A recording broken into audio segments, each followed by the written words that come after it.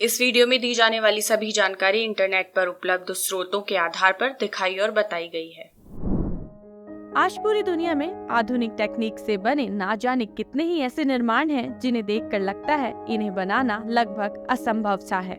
लेकिन कुछ निर्माण ऐसे भी हैं जो हजारों लाखों साल पुराने हैं और इनकी कलाकृति इतनी अद्भुत है जो कि आज की तकनीक से भी नहीं बनाई जा सकती। राम सेतु भारत और श्रीलंका को आपस में जोड़ने के लिए बना सेतु मार्ग जो करोड़ों हिंदुओं की आस्था का प्रतीक तो है ही, साथ ही में दुनिया भर के साइंटिस्ट के लिए किसी पहेली या अजूबे से कम नहीं है। अंग्रेजों के कारण इसे एडम ब्रिज के नाम से भी जाना जाता है।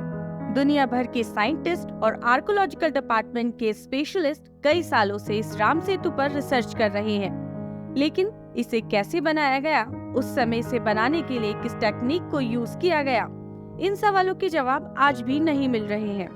यह एक पौराणिक पुल है जिसकी उत्पत्ति और संरचना को लेकर कई विवाद जुड़े हैं। धनुषकौडी रामेश्वर द्वीप का अंतिम सिरा है और राम सेतु बिंदु धनुषकौडी से कुछ मीटर की दूरी पर स्थित है।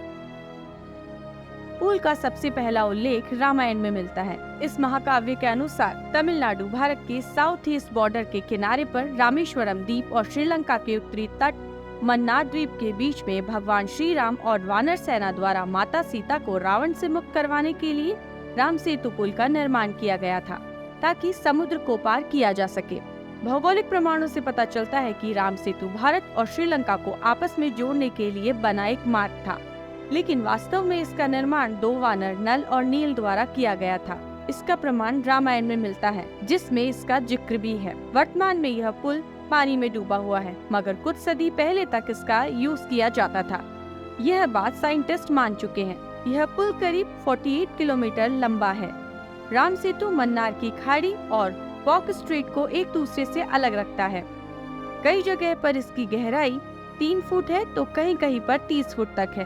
15वीं सेंचुरी तक इस ढांचे पर चलकर रामेश्वरम से मन्नार द्वीप तक जाने के सबूत साइंटिस्ट को मिले हैं, मगर तूफानों के चलते इसकी गहराई बढ़ती गई।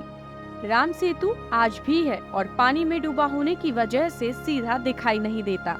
सैटेलाइट और गूगल मैप पर इसे देखा जा सकता है।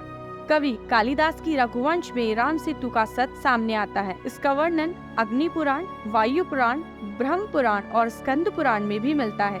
यूपीए सरकार के दौरान 2005 में सेतु समुद्रम शिप चैनल प्रोजेक्ट की घोषणा हुई। शुरुआत में इस प्रोजेक्ट की लागत करीब 2500 करोड़ रखी गई थी, जो कि अब बढ़कर 4000 करोड़ तक हो गई है। इसके तहत बड़े जहाजों के आने जाने के लिए करीब 83 किलोमीटर लंबे 2 चैनल बनाए जाने थे, जिसके जरिए जहाजों के आने जाने में लगने वाले वक्त का 30 घंटा लगभग कम हो जाएगा, जिस पर काफी विवाद भी हुआ। इसके लिए पुल की कुछ चट्टानों को तोड़ना पड़ता ताकि गहराई बढ़े और जहाज वहां से गुजर सके। जब मामला सुप्रीम कोर्ट तक पहुंचा तो 2007 में इस काम पर रोक लगा दी गई। हिंदू समूहों के अलावा भी पर्यावरणविद और राजनीतिक दल भी इसका विरोध करते रहे हैं।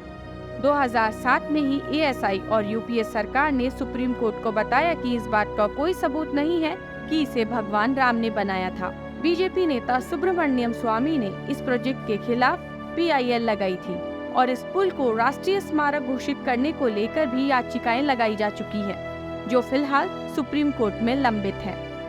4 साल पहले 2018 में सरकार ने करोड़ों भारतीयों की भावनाओं की कद्र करते हुए सुप्रीम कोर्ट में कहा कि राम सेतु से छेड़छाड़ नहीं की जाएगी, बल्कि इसके अल्टरनेट रास्ते की खोज की जाएगी। तो दोस्तों, ये थी जानकारी भारत और श्रीलंका को जोड़ने वाले मार्ग राम सेतु और इसके बनने की रोचक इतिहास के बारे में। आपको ये जानकारी कैसी लगी, हमें कमेंट करके जरूर बताएं।